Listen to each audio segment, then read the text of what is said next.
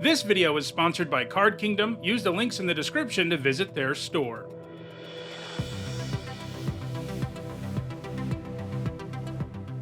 Hi everyone, I'm Nitsa Hone, and it's Saturday. That means it's time for Nitsa Notes, my weekly vlog series about limited magic. We're still talking about Aetherdrift. Last week I gave you my early impressions about the format, and I would say that those have largely held.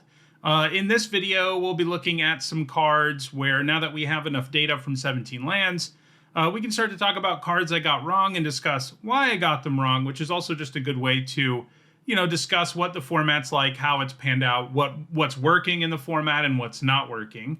As usual, the data is 17 lands data. You can go to 17lands.com, sign up to have them track your arena data. They have thousands and thousands of people's data at this point, and it gives you a much larger number of reps, basically, in terms of knowing how a card is performing than you can ever get on your own. So it's a really useful tool. It's not the end-all be-all. You shouldn't just make your picks based on 17 lands win rates and stuff, but it is a useful tool for understanding what's going on in a format.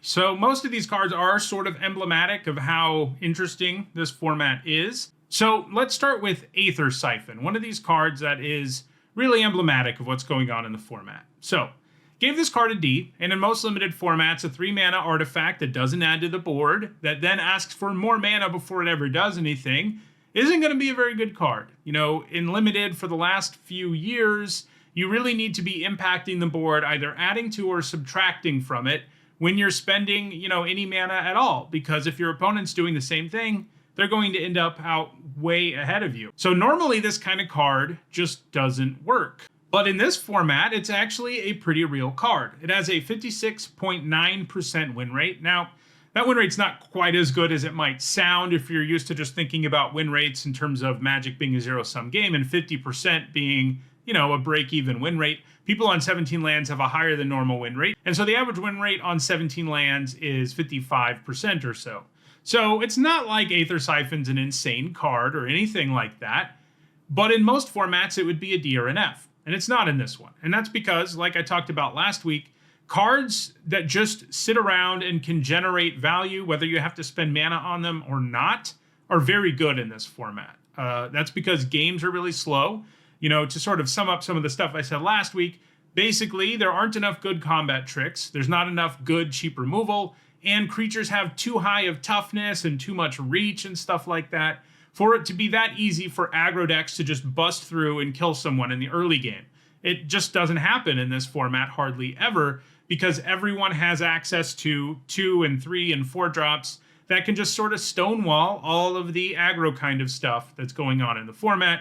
And so games are won they're long, and games are won by value engines. That's what's going to happen. Anytime Magic games go long, cards that generate multiple cards of value are going to become increasingly more powerful, especially because the cost of not adding to the board doesn't matter as much. And sure, you don't always want to play Aether Siphon on 3. Sometimes you do need to play your 3-drop creature. In fact, usually you will.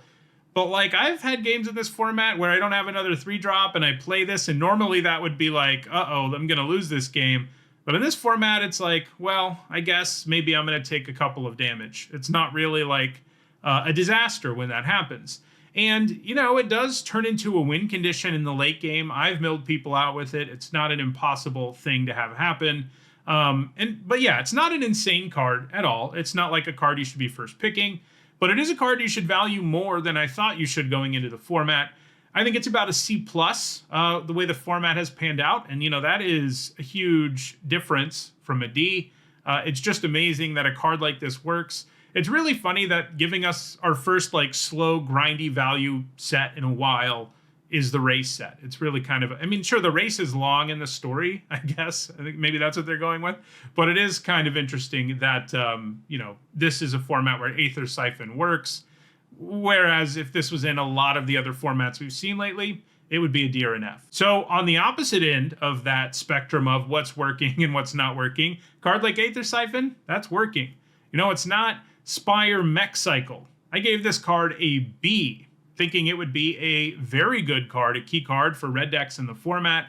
And, I wasn't crazy in thinking that. This isn't, some of these, sometimes when I'm wrong about evaluations, I look back at a card and I'm like, what was I thinking? Like, how did I ever think this was going to be good or bad or whatever?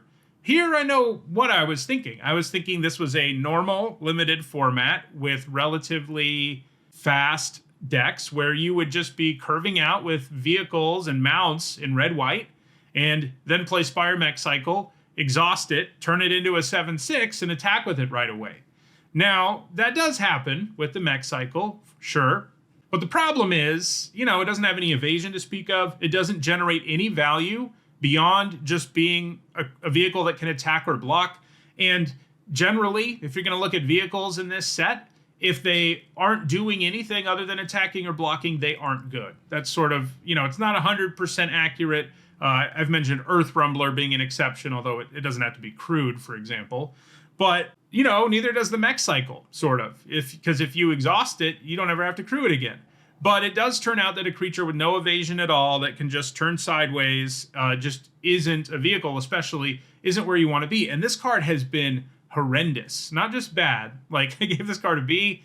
Win rate is 49.8%. So it's just an F. That's all you can give it when a card's performing this way. And, that is a huge difference from how I would have guessed it would have performed versus how it has performed. And it just reflects the fact that, like, if you're dropping something on 5 in this format, it should probably be giving you at least a 2-for-1 and not just be a creature that can attack and block. And this one even takes some setup and stuff like that. I could see a world where even in a normal limited format, maybe the Mech Cycle would be like a C because, even before this set, it's been true for a while that especially when you're spending a lot of mana on something, it kind of needs to do something other than attack or block. And the Mech Cycle doesn't really, but I did think it was going to be efficient enough. And haste is kind of like an interest trigger, because it means your creature does something right away. But, maybe I would have overrated it in any set, but it certainly wouldn't be an F in most limited formats. I thought you'd be able to get it going a little better than you can in the format. So let's look at a 5-drop that is working, and it's sort of funny comparison-wise. And that card is Tarion. That is the green legendary creature. The vanilla one. So, vanillas just have not performed well lately in Magic. We had the 6 mana, 12/8 or whatever in Foundations. Wasn't a good card, but Foundations was a normal limited format in most ways. That was also a 6-drop instead of a 5-drop, and I do think that makes a big difference. But Tarion is funny just because Spire Mech Cycle is a card that can only attack or block, and it's not good with its 49.8% win rate. Tarion, meanwhile, is also a creature, a thing that can only attack or block, but it has a 58.3% win rate. And I gave this a D+, thinking, if you need a big green creature, it's okay, but you kind of hope you don't play it. But it turns out you kind of want it. So what makes Tarion so much better than the Mech Cycle? Well, first of all, it doesn't take any building around at all. You don't have to do anything. You never have to crew it. It's just always a huge creature. Second of all, they gave it enough toughness that it dodges lots of removal in the format. The 7 toughness means it doesn't die to Crash and Burn or the 5 mana -6/-6. Obviously, it doesn't die to Lightning Strike or anything like that. There are removal spells that are cheap that can kill it, but most of them cost at least 3. And sure, it doesn't feel great when you play Tarion and your opponent spends 3 to, put the blue aura on it and lock it down or whatever. But it's not a complete blowout when they do that. Like in other formats, there might be multiple 2 and 3 mana spells, instants, that can deal with Tarion at instant speed. And this format just doesn't really get there on cheap enough cards. And they made it big enough, like just big enough that it just straight up dodges a bunch of the other removal in the format. And its sheer size does line up pretty well against this format's creatures. It attacks really effectively. Like, it's just a very real presence on the board that is difficult to deal with efficiently. And that's made it a pretty good card. The 58.3% win rate, I think some of that is being pulled up by the fact that green is absolutely absurd. Like, as a color in this format, it's really good. The commons in green are crazy. I talked about them last week. I predicted the commons that are good would be good, but they're all even better than I expected, like the 1 mana 1/1 mouse, the 2 mana bite effect, the 6 mana, 6/6 reach, gain life, like all of those have been better than I expected. And that does play a role in pulling up just how good a card is in a format. And so even though it has like a 58.3% win rate, I'm still hesitant to give it more than a C+. Like, I don't see Tarion and think, I think I would first pick this sometimes, which to me, a B- level card is a card you first pick sometimes. Don't quite think I'm there on Tarion. The triple green certainly holds you back a little in that regard too. But it's a real card, and, I play one of these in my green decks all the time. A C+ is a very good grade for a vanilla, and I think most of it comes down to them statting it just correctly and not giving us a bunch of cheap removal that can efficiently deal with Tarion. All right, let's look now at Cloudspire Captain. So gave this a B-. It's a lord for two very prominent things in the format, right? Vehicles and mounts. I was under the impression that vehicle and mount decks wouldn't be bad. Decks that have a lot of those things in them wouldn't lag behind other decks in the format. But that hasn't really turned out to be true. We already saw it with Spire Mech Cycle, but basically any card that is a vehicle payoff or a vehicle that doesn't have some inherent additional value isn't very good in this format. And that, you can apply that almost entirely across the board in this limited format. And that's not great, I don't think. I am very happy that this is a slow format with grindy value engine type stuff going on. That's kind of my sort of magic. It's been a long time since I've been able to play it in limited.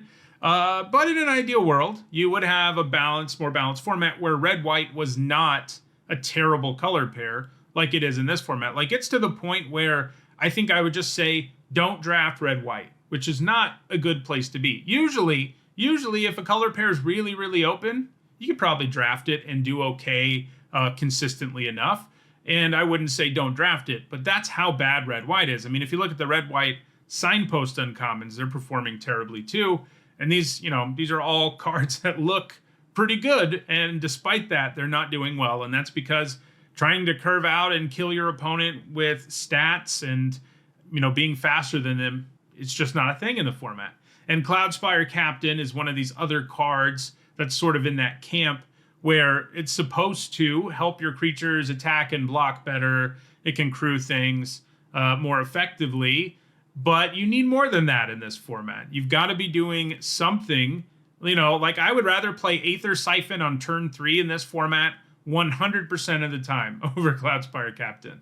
Like, if I'm going to spend 3 mana, that's how the format has turned out, and that should tell you a whole lot. A card that adds a admittedly subpar body to the board but has some real upside isn't as good as a card that doesn't add to the board but has amazing late game upside that can grind you out a win.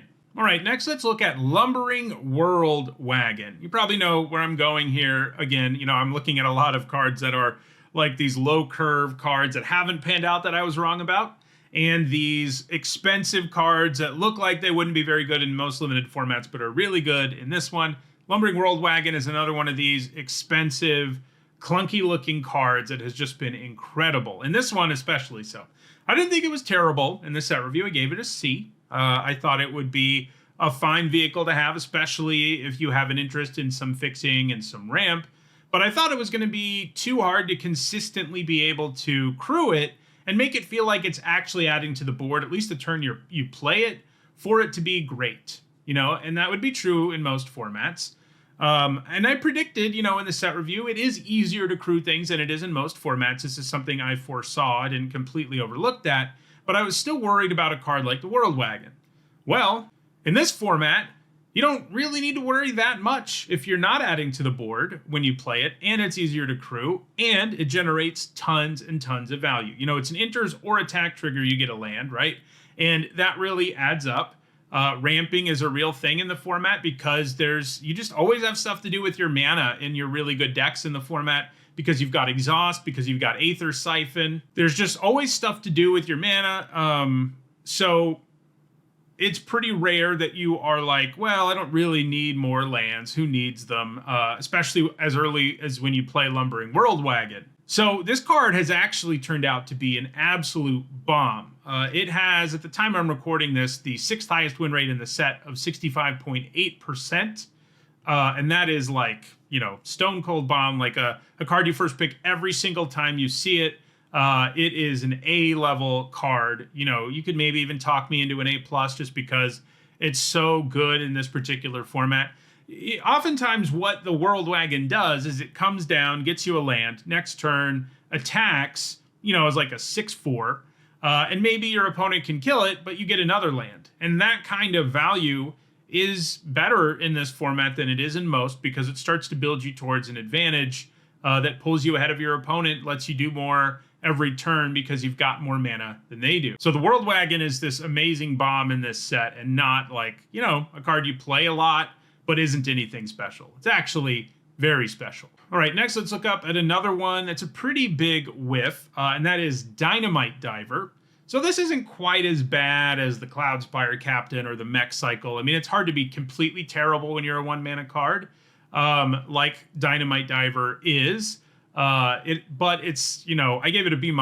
Okay, so lately in Limited, we've just had so many 1-drops that just do enough little things and are so cheap that they end up performing really, really well. Like that's there's a few of those in every single set of late. And I thought Dynamite Diver was going to be one of those. A 1-mana 1/1 that pings something when it dies is not a terrible Magic card. That's a solid one. Can trade for a couple of small things if your opponent's not careful. Can trade up for 2 toughness things. Those things, are decently valuable. Then you throw in the crew upside, and I thought that would be enough for you really to want this little 1-drop in a lot of red decks in the format. But it has a 52.6% win rate. That's not a B- level win rate. I'd say it's probably a D. Red is pretty bad in the format, and that pulls it down some. But, I still think you can play the Diver if you've got to, like in red decks, and it's not a complete disaster. But you do hope you don't, and it's certainly not a B- level card that you try to fit into every deck. Another factor in it not being as good is that they just didn't put that many X1s in this set. That's part of what makes games so much more defensive early. So you don't find yourself in a spot where you're like, yeah, I can pick something off with this all that often. All right, let's look now at a similar card, Leonin Surveyor. This is one I talked a little bit about last week, and it's become even more true, I think. This is a card where you look at this thing, and you are like, in most limited formats, this is an amazing 2-drop. And, that's what I said. I said it was a C+. I said it was potentially White's best common. It's a 2-mana 2/2 that has first strike when it attacks.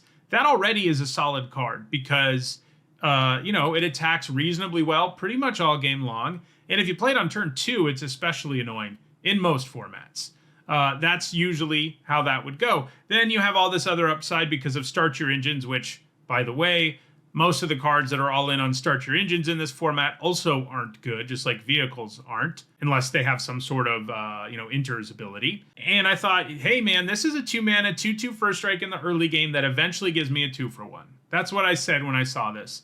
And that's kind of true. It can do those things, but there are a bunch of problems. I've already mentioned how defensive the format is, especially, there being high toughness.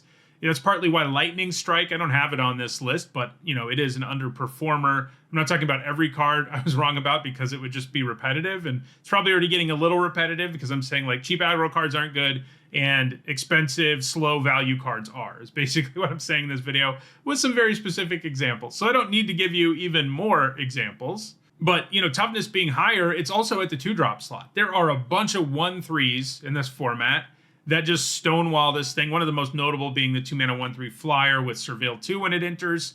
That card is just an amazing 2-drop because it generates all this value. Like it's miles better than Leonin Surveyor is in this format with its 51.9% win rate. And yeah, I gave it a C+, said it might be White's best common. It's more like a D-.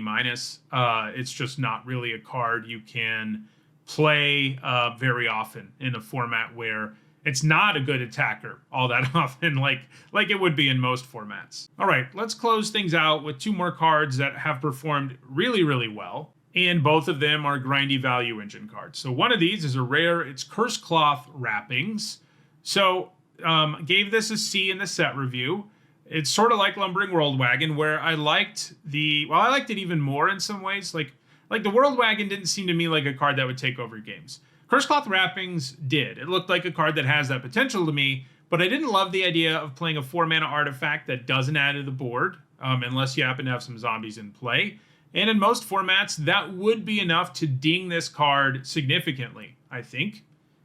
But that's not true in this one, because, first of all, the Black-Green Graveyard deck is one of the best decks in the format, alongside Blue-Green, and it's very easy to load your graveyard and then play out Cursed Cloth Wrappings and go off with it.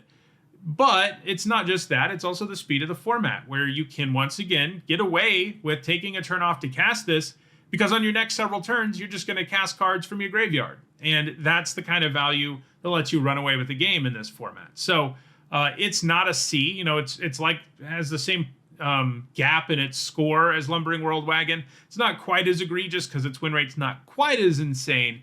It's more like an A-, whereas I gave it a C instead of like an A or A+ like the World Wagon is.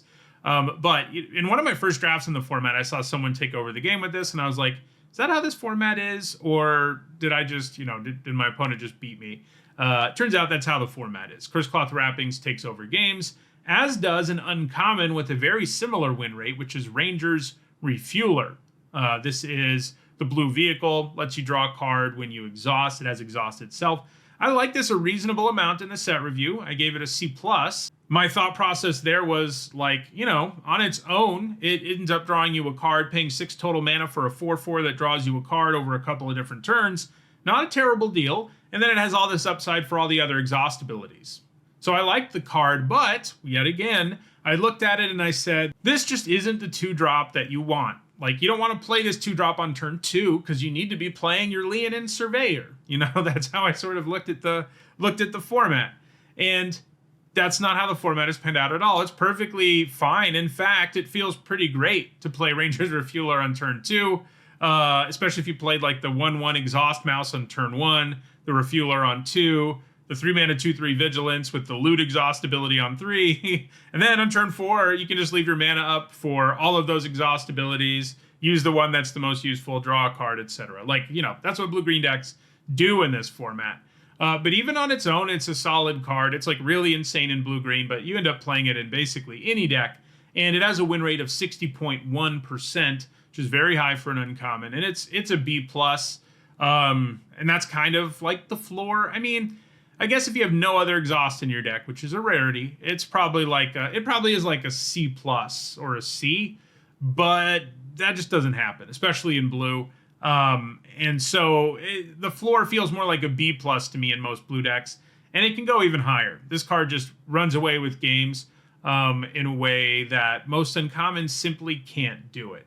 So those are 10 cards that I was wrong about in the set review and why I was wrong about them. I hope that has helped illuminate the format a little bit more for you. You know, basically the overall thing is slow grindy decks are good. Fast aggro decks basically don't exist. You want at least a couple of value engines in your deck to succeed. And if your whole plan is curving out, it's probably not going to go great for you. All right, so that'll do it for this video. Next week, we'll take an even deeper dive really into the data, where we'll be taking a look at cards that people are overrating based on how they're actually performing in the format. So I'll see you in that video. If you enjoyed this one, don't forget to like it and share it so that others can enjoy it too. If you want to catch future videos, including more analysis of this limited format, don't forget to subscribe. And if you want to catch up on past videos, you should see a playlist on your screen shortly. Thanks for watching.